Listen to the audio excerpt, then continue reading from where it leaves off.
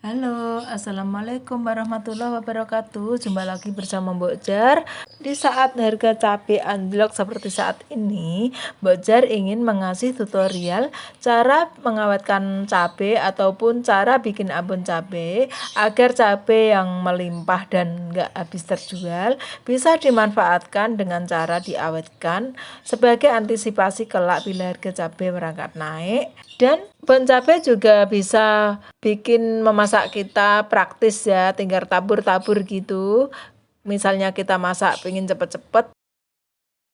Nah, mula-mula cabai dibuang tangkainya ya, dibersihkan lalu dicuci bersih, setelah itu diiris kasar ya. Kenapa harus diiris? Supaya nanti dalam proses menjemur maupun menggilingnya biar cepet ya. Nah, setelah diiris kasar begini, setelah siap semua lalu dikukus. Oh iya, bikin bon cabai ini bila dalam partai besar bisa buat ide jualan loh sahabat Mbok Jar. Misalnya ya, ini kan cabai lagi murah-murahnya ya. Kita bisa memproses atau bikin bon cabai ini dalam partai besar, kemudian dikemas untuk dipasarkan dalam bentuk sudah jadi ya, sudah jadi bon cabai, dan pasti harganya beberapa kali lipat dari harga cabai semula ya.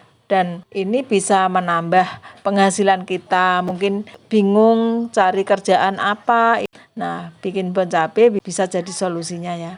Nah, dalam pengukusan nanti nggak usah lama-lama ya, nggak usah terlalu lama, cukup 10-15 menit saja. Setelah mateng, lalu dijemur, diterik sinar matahari. Nah, kalau kebetulan cuaca cerah dan panas terik, proses penjemuran akan cepat ya. Biasanya 2 ataupun 3 hari sudah kering.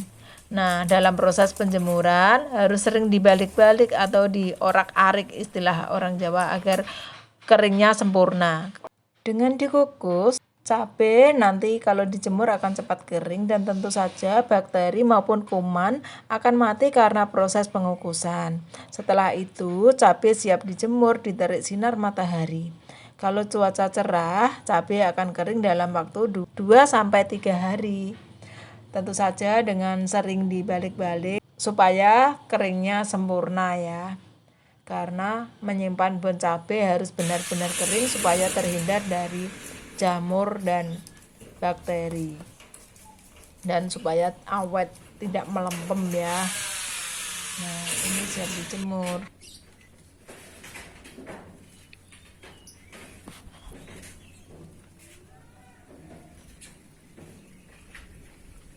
Dan harus sering sekali-sekali dicek ya, dibalik-balik gitu. Dan alhamdulillah ini cuaca sangat terik ya. Moga-moga nanti cepat kering. Harus sering-sering dibalik-balik atau diorak-arik itu ya kalau orang Jawa bilang. Dan bila belum yakin benar-benar kering, bisa dijemur kembali begitu. Kalau sudah benar-benar yakin sudah kering atau sudah bunyi kres krepes gitu, artinya sudah bisa digiling. Waktu basah kemarin 2 tambi dan sekarang tinggal 1 tambi, menyusut banget ya. Dan ini siap diproses atau siap digiling.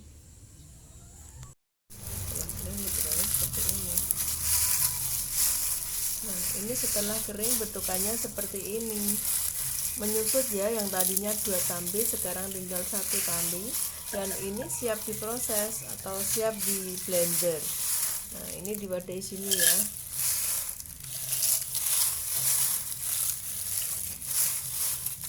Sekian aja, dikit-dikit aja.